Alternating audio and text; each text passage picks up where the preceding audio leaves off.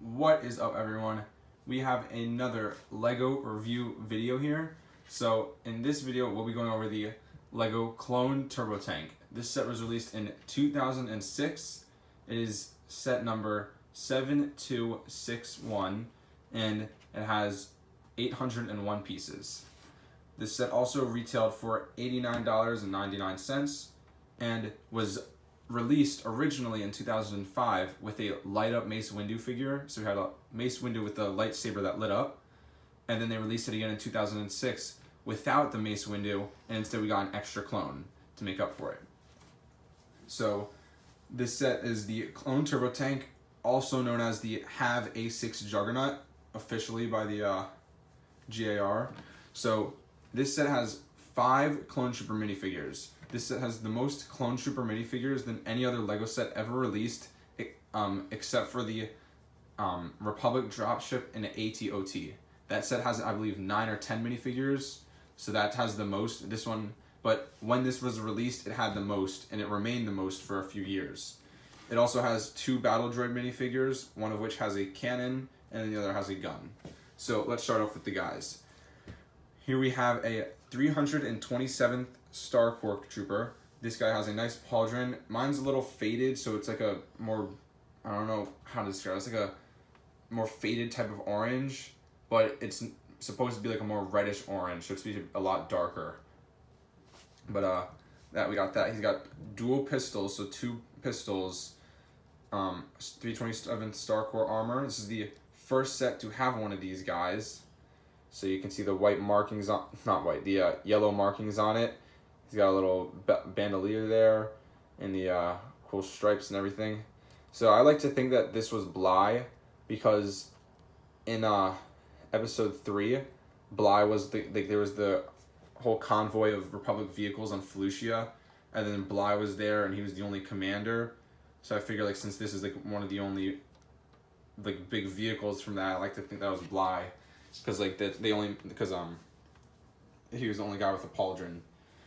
Up next we have a standard Phase 2 Clone Trooper. This guy has macro binoculars and a normal pistol, a blaster rifle. Same blasters we've seen in all the other sets so far. Just the standard megaphone with a stud on it. Then we also have the next clone, a clone aerial trooper. So this guy's really unique. He's a very cool guy. He's got a big blaster gun right there, and then on his back he has a jetpack. So the jetpack has 2 it's 2 guns, like the underwater rifles, attached with 2 lifts on it, and then wings on the sides. That's really cool. This is the only set you can ever get this guy in, and he's limited to this. The jetpack you can make on your own if you want, but like he only officially came in this set with this, and it's the only clone trooper to get one of these guns. So that's pretty cool. That's one of the one of the very special things about this set. We also have the extra clone trooper that was added in 2006 for this version of the set.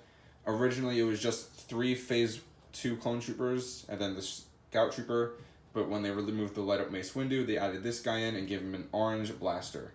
So we've got him, and then lastly we have the clone scout trooper. So this guy is a very, very valuable minifigure. I believe he sells for about $20 on eBay or Bricklink. So he's very valuable. He has really nice markings, especially for the time when he was made. Nothing on the back, sadly, but the front is very detailed. You can see he has all the pouches and armor and everything. And he also has a Imperial Scout Trooper helmet, but it is turned green for the clone troopers. He also has leg printing, which isn't something you see a lot back in these days. And yeah, nice black hands and green arms. So it's very, very nice. He's just got a really nice look to him. The colors are very satisfying to look at and everything. And he's a really cool figure. Definitely, this is, if you don't want to buy this entire set, definitely have this figure though, because this is a very valuable figure and one you should definitely have if you are building a clone army. Lastly, we have the droids. So here's a standard battle droid with a blaster. This set is, this is just standard battle droid. This set is the first though to have one of these battle droids with the blaster cannon. So this is really cool. It's a little cannon with a tripod to hold it up, and you could set it down, and he can just hold it and fire at the enemies. So that's very cool. Only time you ever get this. So that's another cool feature about this set. So that's it for the minifigures. Again, the minifigures are awesome for this set. This is one of the best minifigure selections like you ever get in a set. Like it really, only a couple of sets get any better than this. And especially for the time when this was released, just the diversity and everything is really cool to have. So now that we have the minifigures, we'll man all the posts on the vehicle and start off with the Swamp Speeder. So we'll load this up, the Swamp Speeder, and the instructions. Let's get a better view. There we go. So the Swamp Speeder in the instructions has you put the clone Scout Trooper on it. So we'll take this guy and put him on it. There we go. So this is a very cool little feature. The Swamp Speeder does not fit into the tank anywhere. It is its own thing and it stays outside. We've got 2 blasters on the sides, some nice colored shielding up here. And then there's supposed to be a sticker on this piece, but whoever I bought this from did not have the sticker. There is coloring on this piece though. It was just like a red line that goes up the center, but I didn't have it, so I didn't get it, so just wanted to point that out. But again, this is really cool. This is the first speeder, bark speeder we get with weapons on it. We did get a speeder in the ATTE from 2003, but it did not have any weapons on it. This speeder has weapons, and it very closely resembles the ones you see in Revenge of the Sith, like in the part on Selokamai when Master Stas Ali is killed by Neo on the speeder bikes. This is kind of similar design. Not like 100% accurate, but I'm pretty sure that was what they were going for. But it's a very nice speeder, really cool looking. Got nice engines on the back. So we've got that.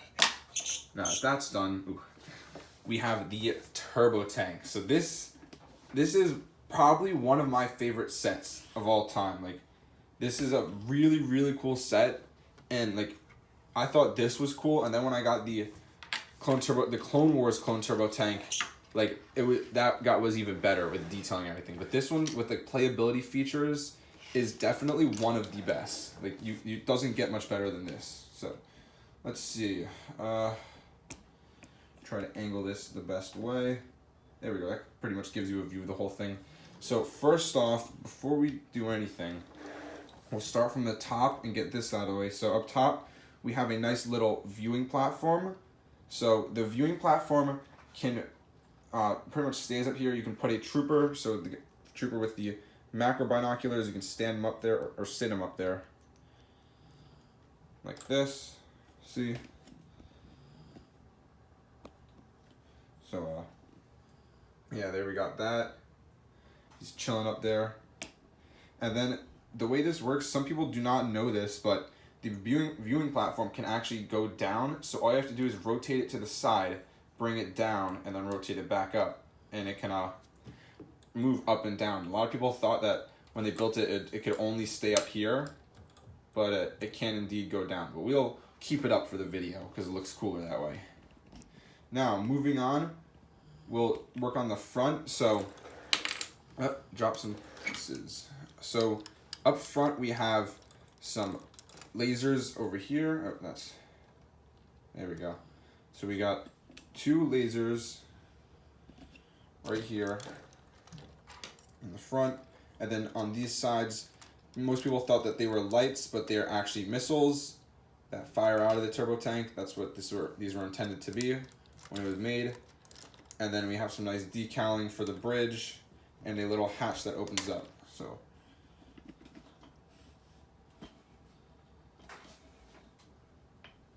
there we go. This is a big set, so we're gonna have to move around a bit to get the best views. So in the front, we can take our Commander Clone Trooper, or 327th Star Corps, sit him down here. And then a cool thing about this is you can close it up and have it closed, or if you want, you can open this hatch and pop the minifigure up. So this part rotates right here. Here. See, you can rotate it. You can put it up have his guns out, and he can shoot from the front. So that's a really cool little feature that you have. So that's pretty neat. Also behind it, we have a light right here. There's a light. And on the sides, we have 2 doors that open up on the sides. So you can take this hatch right here. Yeah, just pull that over. This hatch can open up, and the same on the other side. We can open it up there too by just pulling this little part up. And then inside we have a turret. So this is an auto turret. You can pull it out, and it has a little holder in there in the hangar bay. And you can set this thing down and do whatever you want. You can use it for battles and use it for fun. So you can deploy the turret in battle with your clone troopers to provide assistance. So that's really cool. A nice little feature they had in this. You have a little thing that goes up and down, so you can maybe act as that as the control panel. So you can like turn it down to deactivate and up to activate. And that also serves as a way to hold it in place. So if you put it inside and you see the thing, you put it down right there, and then it holds it in place. So that keeps it still. Now, another thing to note, for the spinning part up here, you want to make it face backwards. That way, if you're lowering the crow's nest, it doesn't get in the way of that. So just thought I'd mention that, because that was a little issue I've had at some points, and then it took me a second to figure that out. So that's the inside. If you wanted to, you could take the turret out and instead put clone troopers inside. There still is room for, I'd say, about 4 or 5 clone troopers to be squeezed in there. But if you want more room, you could take this out and just have clone troopers inside of it. So that's what I do sometimes. I'll fill this thing up with clone troopers. And I believe in canon, like the actual vehicles of clone turbo tanks can fit like up to like 100 or something clone troopers. Like over 100 troopers can fit inside one of these things, because they're massive in the Star Wars universe. Well, you know what? We're gonna take this guy off the crow's nest. He keeps falling. But yeah, so that's the other side. Now, working our way back, we have this compartment here. Doesn't really serve much of a purpose. It's really just empty area. See, there's nothing in there. It's just hollow. So that's kind of a bummer that there's nothing in there. If you wanted to, you could throw a platform and fit a few extra clone troopers. It's really up to you what you want to do. But anyway, moving on to the back, right here we have an engine panel. So you can open up these doors on the side and reveal an engine. So this is a really cool feature. It's very similar to what they had on the Republic gunship, where there was the hatch on top that you could open and show an engine. So maybe if you wanted to role play the engine getting destroyed and having to get repaired, or maybe this could be a critical spot, then you can make the droids fire at it and disable the vehicle. It's just a nice little feature to have inside of it. So that's that. And moving on to the back. So the back part of the vehicle, we have a hatch that opens up.